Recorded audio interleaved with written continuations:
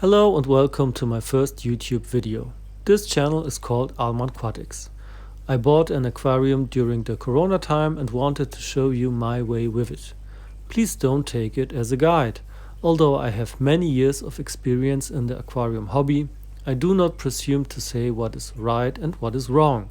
So now accompany me on my way to my new aquarium. I named my aquarium Corona Juwel because the company that makes it is called Juwel. Here you see it with a small ship inside.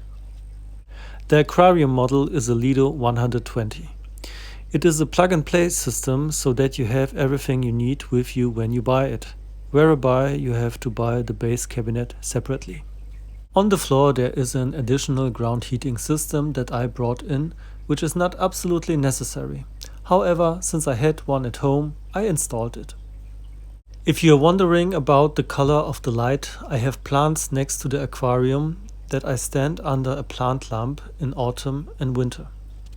Here we take a look into the still empty internal filter. I have already installed the filter pump. In the next step you can see how I fill the aquarium with water for the first time. You can see it here in a time-lapse shot. Now I'll turn on the light to see what it looks like now. I have to say I like it very much so far.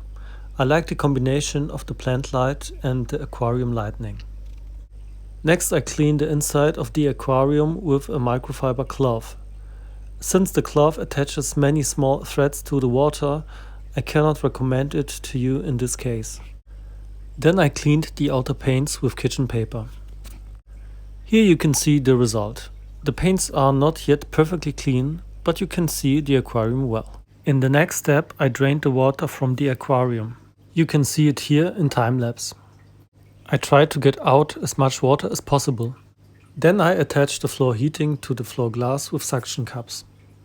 As I mentioned before, floor heating is not absolutely necessary, and I have to admit that in the end I don't use it, because I opted for a floor foundation that is not compatible with a floor heating system. Nevertheless, I wanted to show you how I at least installed it. It is a sheeted copper wire spiral through which electricity flows. Because it is buried in the ground heats up slightly with warm water rising from the ground and colder water seeping into the ground, creating a cycle that constantly supplies the ground with fresh aquarium water. Many microorganisms live in the ground, which can process the organic substances dissolved in the water, such as those exceeded by fish, and render them harmless. Here you can see how I spread a light layer of iron oxide on the floor. Plants should have the ability to convert iron oxide back into iron in the root area so that it can then be used for their growth. However, this is the first time that I have used this method. Then I spread nutrient media as the next layer. Then I used 10 kilograms of sand as the last layer of soil. Then I looked at the result. I liked it a lot, but the sand layer was still too thin for me. So I put in another 10 kilograms of sand. A thick layer of sand was especially important to me because of the iron oxide at the bottom.